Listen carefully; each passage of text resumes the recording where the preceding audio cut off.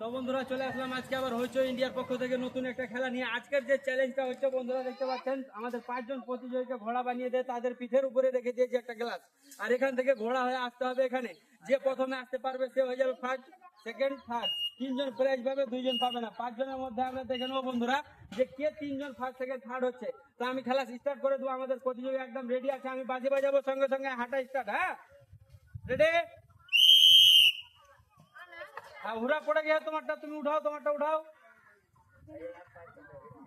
তোমারটাও পড়ে আলো, তুমি উঠাও। হ্যাঁ, উঠে হাঁটতে হাঁটতে আসো। তো বন্ধুরা দেখে নেবো কে ফার্স্ট হয়, কে সেকেন্ড হয়। ওই পড়ে গেছে, তোমারটাও পড়ে গেছে।